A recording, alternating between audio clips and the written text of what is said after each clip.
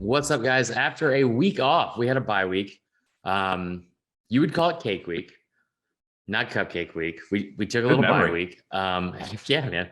We recorded the pod for like 3 years together. So, we had to go through a lot of cake weeks. I will say that.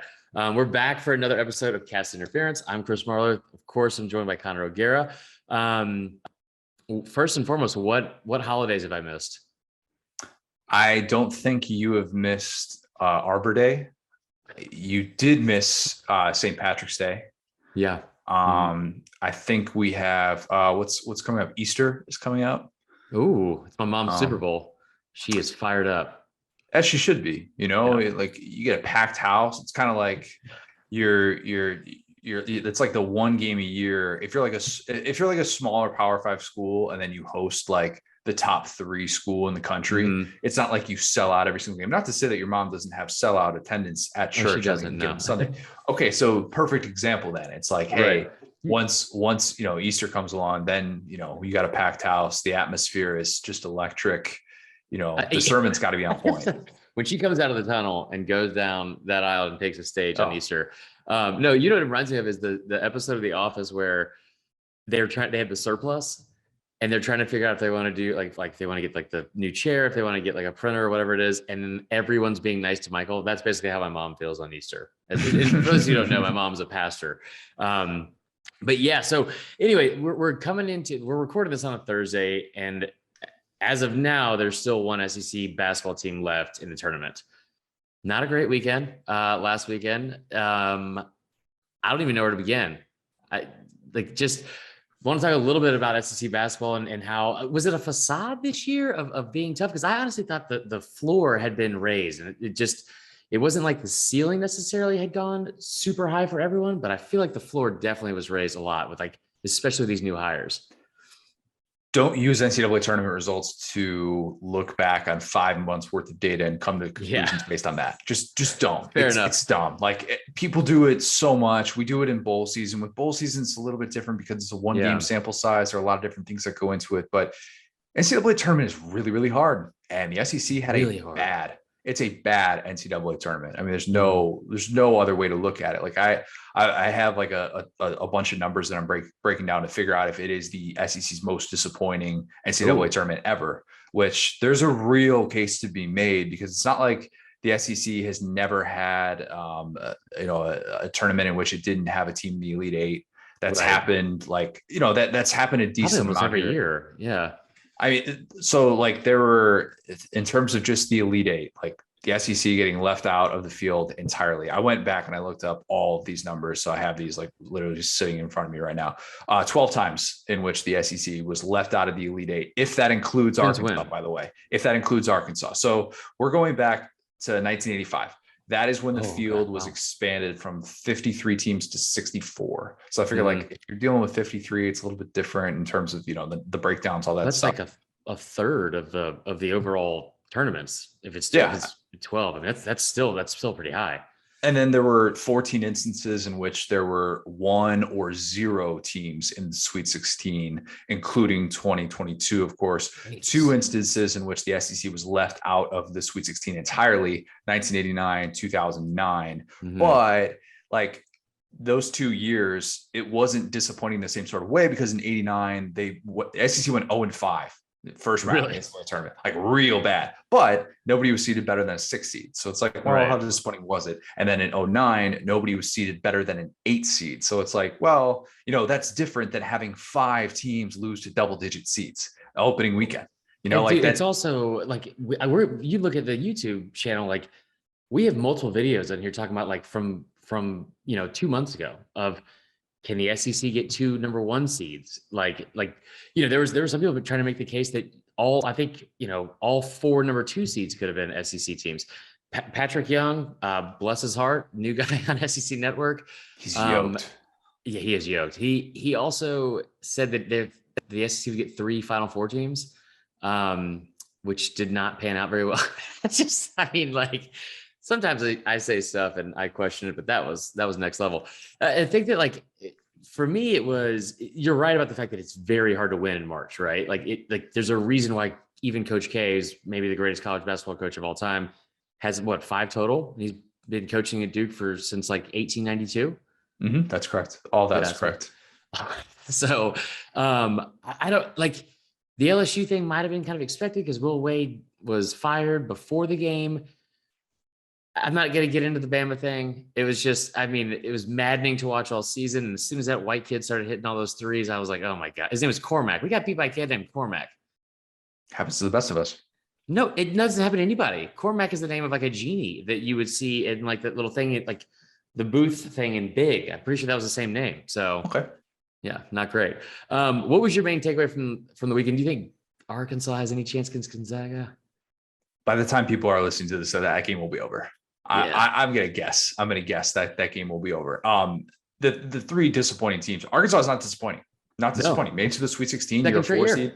Yeah, second consecutive year in which you're also the last SEC team standing, which that matters. That program cares about that. They'll recruit with that. Yep. It's Tennessee, it's Auburn, and then of course it's Kentucky. When we talk about disappointment, you can kind of say what you want about like the LSU and the Bama thing. Expectations were relatively low. You could say that expectations were still relatively low for Auburn, but you're still a 2 seed. You're still a 2 seed. Oh, I don't know if they were low for their fan base. No, they weren't. And a lot of people, if you kind of follow this, were saying, well, you know, this is just who they are. It's their DNA, their guard play. They're kind of all over the place, but Bruce Pearl lets them play with freedom and they're going to figure it out. And it's like, well, you look back on it, and what was the stat that I brought up that stat before about how they had one win against an NCAA tournament. Their last win against the NCAA tournament team was the Bama win on like February 1st. And then in that stretch, Jacksonville State is the lone NCAA tournament team that they beat in that entire stretch of time. It's like, look, I had Auburn losing in the second round, so my disappointment level isn't the same. I had them losing to USC, but like you see the way they played it. My bracket is like, it's okay. It's okay. It could be worse. I mean, I had Kentucky in the national championship, and if I'm doing that pick over again, I'm probably still picking Kentucky to go to the Final Four. Kentucky didn't lose to an NCAA tournament team all year until St. Peter's. St. Peter's didn't even beat a single power conference team. Like, people act like we should see these things coming, and you just sometimes can't. That's March.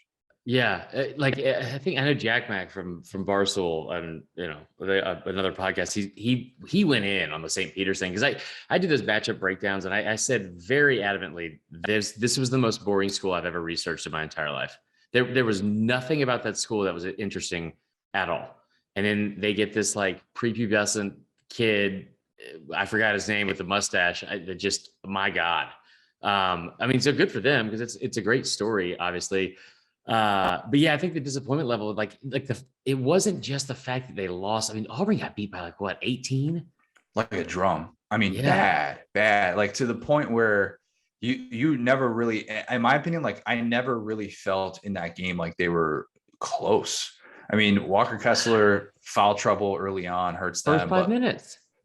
I mean, that was something that probably didn't get talked about enough. I know we spent a lot of time talking about his shoulder and whether or not he was fully healthy, but you kind of look at the way that it played out in the last month or so. And when he would get into foul trouble, it's just like kind of a different team. And Jabari, they were really denying entry passes into Jabari. He had just a bad night. And at times they've been able to overcome bad nights from Jabari. You go back to the Mizzou game where they're able to kind of work through it. But against a team like Miami, who I'm blown away that they're a double-digit seed. Like, they do not look the part. They basically have gone all like Duke mode for the first 2 games of the NCAA tournament, where like they had that win at Duke. And then other than that, it was like, yeah, they killed UNC, but they really didn't have anything other than that was really impressive. And then they get to the tournament and they look like a world beater. They don't look like double-digit seed at all. And Auburn just ran into a team that was significantly better than them.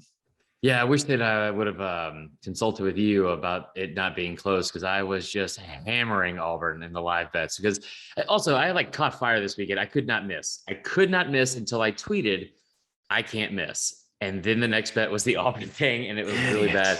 I know. No, so the Arkansas thing, the game in general, like we don't need to get into it, obviously, because like this will be over by the time people listen to this. But the 9.5-point underdog is very surprising to me. And it feels like I'm going to hammer that, but that also makes me question if Vegas 1,000% knows something I don't.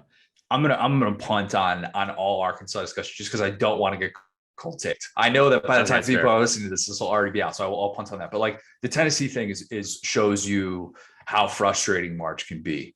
And how that is just like a byproduct of you have to show up. Momentum can only get you so far. It did not matter that Tennessee was one of the 2 or 3 hottest teams in the country. The fact that Joe Lunardi was sitting there on Selection Sunday telling you that they only deserved a 3 seed, and then after Tennessee loses, he tweets out that he's not going to get into it. But, oh, by the way, he's smiling. What a loser, by the way. Yeah. Anyway, Tennessee was in a position where it absolutely should have gotten a 2 seed, and losing in the NCAA tournament didn't change that. What losing in the NCAA tournament showed us was, yeah, this was a team that had been able to work through some of those offensive issues, the offensive droughts that they had dealt with in the first part of the season, and even in the second part of the season, where like they didn't score more than 72 points in a game in the SEC tournament. They dominated. Michigan showed up. Michigan played really well down the stretch. They ran them off the 3-point line, and Michigan was a team that was well deserving to be able to go on a preseason top 6 team. Yeah, and like that's Tennessee's. That's their downfall right there.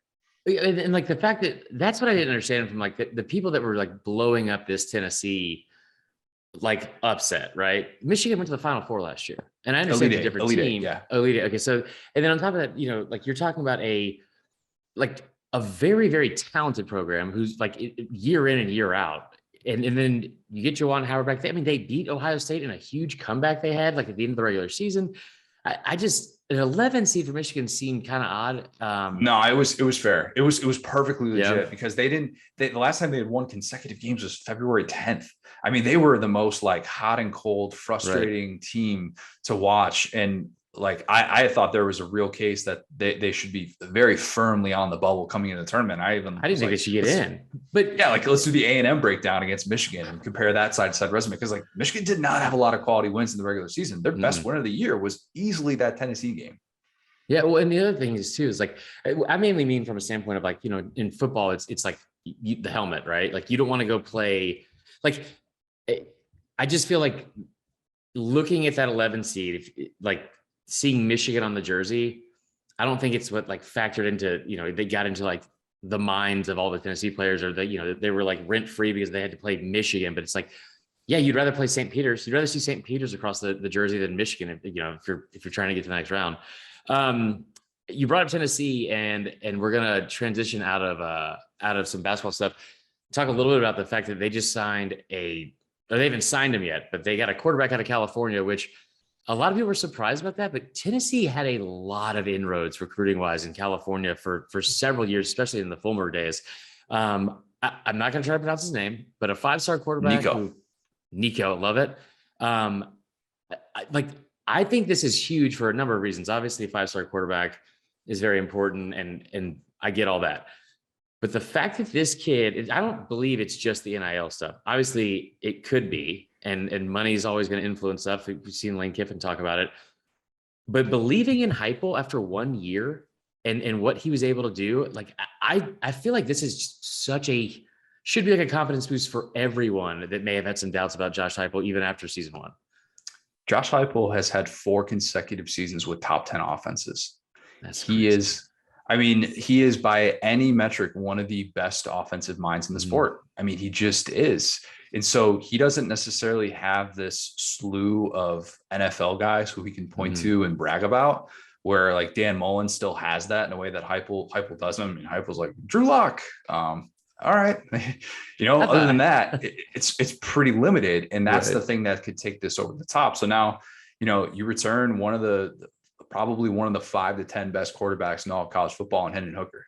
And you're going to get an entire offseason where Hendon Hooker is the guy. People that are kind of looking back on what he did this past year, and this is something that we've talked about, are now probably a little bit more impressed and realizing, wow, like he actually, like he ran really well too. And the turnovers were so minimal. He's got to improve on taking those sacks. But you look at those factors and you say, Josh Heupel in 14 months has done so much to rebuild the identity of Tennessee's offense, which was non-existent before he got there. And biggest goal. Yeah. I mean, like your entire goal should have been have a fun offense, man. Just like have a fun offense year 1, do the Ole Miss thing, have an offense that kids want to come play and be a part of, whether that's the transfer portal, whether that's recruiting. He did that in year 1. And now we're seeing kind of that pay dividends. And even you know, with Hooker staying now, with Nico committing, don't think it necessarily means that Arch Manning is going to Tennessee, but it does at least show you that he is recruiting to his style, and his style is working. Yeah. And I tell you what, the other thing is too, like the fact that like that hire, I don't know how it's going to turn out because, like, we've talked to people at the zoo, like they were very frustrated with how fast the offense would go, and like the defense would just be worn out every single game. It seemed like that was like the knock on him, and which is, I feel like, I mean, you still take it because you're putting up ridiculous numbers on offense, just trying to make a stop. That being said, the fact that this guy, the hire they made, I said it when it happened. It was so important. Like, even if it doesn't pan out, even if they go 7-5 every year, to go from what they had on offense, especially just with that offense and Jared Garantano and all the pick sixes, like not just like the players, like the fans deserve some fun as well, because I mean, think about how many years in a row it's that miserable offense. It's bad. Yeah. I mean, some of the numbers post Fulmer, especially, are just dreadful. I mean, dreadful. Yeah. Like I can't remember. It was Bill Martin who threw out that tweet about their explosive plays by year. And it was like, oh my God, these fans don't even know what it's like to see a guy run for more than like 50 yards, a passing play or something like that. So like, there are just a lot of things that would say vibes are good. You should feel confident about this offense moving forward. I was dead wrong about their defense in year one. I thought Tim Banks was going to have the worst defense in the SEC. We had all the stats about not playing complementary football. That was such a big point of emphasis, not only at Mizzou, but also at UCF, and the way that that fallout kind of played out. But I think moving forward, the foundation's really good. Now you got to be able to recruit. It's still going to be dependent on the decisions that you make moving forward. You're still going to have to be able to elevate your floor defensively if you're going to take that next step, if you're going to beat a Florida, Georgia, and Alabama, which of course, like, you're only as good as those games if you're at Tennessee. Yeah, and that kind of sucks, but it does go along with the territory. And then, a decade and a half ago, that they were at the top of that totem pole as well. So, it could definitely change. I don't think Georgia and Bama are going to beat them forever. But I will tell you this last thing about Tennessee. Heupel definitely doesn't have to deal with 34 players in the transfer portal this year, which is even more astounding, the success he had in year one. All right, going into a little bit more football stuff, not just spring practice, but I was talking to you about this off air, and some of like the rumblings now that spring practice has started across the SEC of these players that, might be breakout stars, like all these players in the transfer portal that are now at new spots. There's one guy for Bama in particular that I love. This kid when he was at his last school, and I was, as soon as he made that announcement, I was like, oh, that's good. That's real good, because I don't care what the depth chart is on any of that stuff. That kid could be a star if he's put in the right position. I'll get to that in a little while. What are the things that you are most excited about, or people that have transferred in or whatnot, like they could be the most explosive, or basically this year's Wan'Dale Robinson, right? You were spot on with that take last year. Thank you. I did not think Jameson Williams would be as good as he was, so I'll take an L on that. I think the new trend that we're going to see in the SEC, Power 5 running back transfers who are really good this year. And to understand kind of why that dynamic exists in this way, you have to understand, obviously, the new rules of the transfer portal. Undergraduates can play right away with the one-time exemption. They don't have to sit a year. And you think about what that means for the running back position in general, the shelf life. Why would you want to sit a year of your athletic prime? Right. If you can't make it as a running back, why would you then, try and like transfer somewhere else as an undergrad? It's just a little bit more difficult. So I wanted to figure this out. This is going to sound really specific, but hang with me on this stat. During the playoff era, here is the list of running backs who finished in the top 10 in the SEC in rushing after transferring from a Power 5 school, right? Pretty simple. Yeah. I'll say it again. During the playoff era. I'm trying to figure out, like, I'm just trying to, rack my brain and see who it is. Just top 10 in rushing. Do you have any guesses? Because there's two. There's only two who have been able to do. There's only two? Two. Oh, explain it again to the audience, and let me do some thinking. I'll buy myself 30 seconds. During the playoff era, the list of running backs who finished in the top 10 in the SEC in rushing after transferring from a Power 5 school. I'm drawing a blank on everything here. There's one you'll kick yourself for, and then there's one that you'll be like, oh, yeah, all right, whatever. Sure.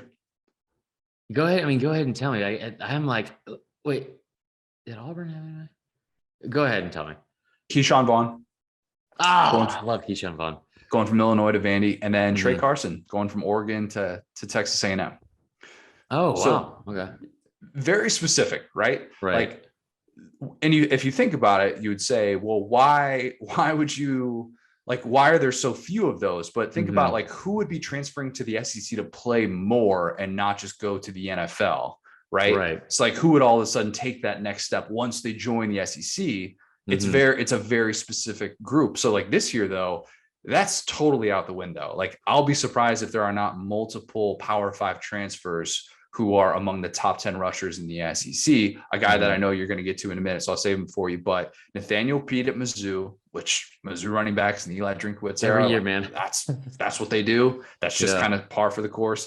Noah Kane, who's a guy I've been really high on for a long time, of course, transferring from Penn State, some offensive line issues, some health issues, just kind of scheme didn't really work out with him. Interested to see if that's better with Brian Kelly, with the way that they're hopefully going to be able to pass the ball with all those stud receivers. So I think that should benefit him. And then Zach Evans is the obvious one, right? Coming from TCU, going to Ole Miss. He had the toe issue last year that sidelined him after he was pretty much a revelation in the first half of the year. Wild recruitment. I make the joke all the time. Wild recruitment, dude. If you Google Zach Evans with any Power 5 school, you will get a result. You will absolutely get a result. It has gone that all over the place. And now he's at Ole Miss. He gets to team up with also another transfer, SMU transfer, Ulysses Bentley, the fourth all-time name. Unbelievable name. So they get to take over in that backfield, which of course is 3 dudes to replace. So like all those guys would not surprise me at all if they are top 10 in the SEC in rushing this year after transferring from Power 5 schools. And then there's the one who is the most likely in the clubhouse to do that, Jamir Gibbs. Okay, so this is something I was thinking about the other day, and I was talking to Feinbaum about this, and sick brag. But like everyone keeps talking about like if you're going to talk about Bama's offense going into next year, like I don't think there's a ton of concern at this point. Most people just kind of assume it's going to be status quo and whatever, and they do return Bill O'Brien as the offensive coordinator. He of course got like the blame for a lot of stuff from fans. I thought he did a great job. In year one, especially with Bryce. But Bryce Young comes back. His freshman year, he has 4,800 yards, 50 total touchdowns, like wins the Heisman, right? Everyone is focused on the receivers that left. Jamison Williams, John Mechie. I know Georgia fans won't want to hear this. Those two accounted for 56% of his completion or of his yards and 48% of his completions on the year. What about Slade? I'm not going to get started on Slade. He's gone showed too. up to that damn NFL draft or NFL combine, and there was another white receiver who was actually an athlete, and he just embarrassed him the whole time. I felt really bad for him. He was like bottom 3 or bottom 5 in every single thing he did. Overrated. He's gritty. He's not. Oh, anyway, but no. So like you lose 5 of your top 6 pass catchers. You bring back Cameron Latou, and the 2 things that I'm most interested to see is the offensive line is a huge question. I'm very surprised people aren't talking about more. Bama gave up 42 sacks last year, which was 12th in the SEC, 106 in FBS, 106 in FBS. And you think about like you had 2 5-stars that were number 1 and number 2 tackles in the country. They were freshmen, but they're just sitting on the bench. How does that develop this upcoming year? Because that was awful to watch a lot of times last year. The 6 yards rushing against LSU, the 7 sacks against Auburn. But the number that keeps jumping out to me is this, and I talked to you about this before the 2020 season. How would Bama use Najee Harris in the passing game? And he ends up having, I think, 35 receptions on the year, which was he was top 5 on the team. Brian Robinson, who is by all means not a Najee Harris, he's not a guy that you like. That guy is a between the tackles runner, right? Gets stronger as the game goes on. He is not somebody that's going to like go get out in space and run a bunch of screen passes. He had 43 receptions this year, which part of that's because Bama had a lot of injuries in the running back room, and then also late in the season, what you had at the receiver position. But Jamir Gibbs coming in, that kid was a stud on a terrible team. I mean, like a terrible team. And you start looking at the numbers. You're talking about a kid that I think he had 1,680 total yards, and that includes like return yards. He was able to score a touchdown in all phases of the game, but he averaged in this past 2 seasons 30 receptions a year, about 350 yards. But the explosive plays of this kid, like you want to talk about a guy that's electric in space. He had 6 straight games last year where he had at least 1 play over 50 plus yards in the game. I think that kid is going to be a stud in this offense, and you have a lot of talent coming back. I think that kid's the top of the pecking order. Yeah, I don't have any problem with that. I mean, if you're trying to figure out among that group, like which one will lead the SEC in rushing, it's Gibbs or it's Evans, just among the Power 5 transfers. But Yeah, you brought up the pass catching. PFF's highest graded receiving grade. He had the highest receiving grade of any FBS running back last year, which is pretty darn good. He's going to be quick. He did that on a team that averaged less than 200 yards passing a game in Georgia Tech, which is an awful offense. And think about like the game, just the general game flow. Jeff Collins' team, like they were getting their butt kicked a lot. Like you watch the highlights of him, and they're like, oh yeah, they're not a touchdown in Northern Illinois. They can't just run him like 4 or 5 times in a row right now. They got to like throw and try and find ways to get him in space. They should be able to use him a lot. If he doesn't end up with 250 touches from scrimmage this year, I will be surprised. And that's not a knock on Trey Sanders. It's not a knock on Roydell Williams. It's not a knock on Jason McClellan. I think they're going to get him involved so much because this is pretty rare to have like this little experience returning from the Alabama backfield and using that experience as like transfer experience. Use like we have grown very accustomed to seeing there's at least one guy who's had, like 100 carries the previous season who's coming back. That's just always the case. Right. And it's different this year in that regard. And so now Gibbs should be in line for just a huge workload, in my opinion. I don't think they want to really rely on Trey Sanders in the same sort of way. He's been rumored to go to the transfer portal for a long time, which is like TBD on that. Yeah, there have been rumors on that back and forth. It seems like he tweets every 6 months, like, hey, I'm not entering the portal. It's like, yeah, I get it. But if there's smoke, usually there's some sort of fire. Whatever. Well, I hope the kid stays healthy, but Gibbs is going to get a ton of work. I think that like also, those numbers can be a little bit skewed just because of the fact, like once you got to November, the 3 backups behind Brian Robinson, there were 3 backup running backs that were all out for the season-ending injuries, just like one by one they went down. But what's interesting to me is you brought up the fact that 250 touches, because in the past, that doesn't seem like a lot for Alabama. We looked at what Derrick Henry did about 6 years ago. But with Bryce Young at quarterback, there were several games last year, and not just close games, but several games where he put up 40, 50 plus passes. I thought the Georgia game, he was going to have to put up 60 going into that game for Bama to have a chance. I wonder what this looks like in the offense. Like if it's something like a magic number, like we used to see with Kadarius Toney, right? Like at Florida, where it's like, you got to get him at least 7 to 8 touches a game. You have to. Like if you have to force it to him, that's fine. But like, I wonder what the number will be for this kid, because I don't think they'll just use it between the tackles, but you also like, they're going to throw the ball again, probably 38, 40 times a game. Yeah, he's best between the tackles too. Like that's the interesting thing. Like you wouldn't necessarily assume that because he's versatile and because he actually does stuff in the passing game and he's made that a big part of his game. But he is best when he's working between the tackles and he's not just like a shifty guy. He gets north-south in a hurry. He runs through contact. Like you watch the highlights of this kid and you're like, oh, we would have been talking about him way more if he was on a team that actually had a pulse last year and at a place like Alabama. Even if he just replicates what he did last year, and if he doesn't improve in his pre-draft season, which like one would think probably going to improve in his pre-draft season, with all those resources, all those surroundings and everything, as long as he is healthy, he is in good shape, definitely an all SEC candidate. Yeah, I agree. So I'm just happy it's back. It's good to start talking about football again and just stop pretending like I know anything about basketball. It's just all over my head. So until next week, I don't know what holiday is this week. It was National Puppy Day the other day, which now that I say it, we're not going to get into. That's the end of the show. See you next time, Connor. Happy Arbor Day.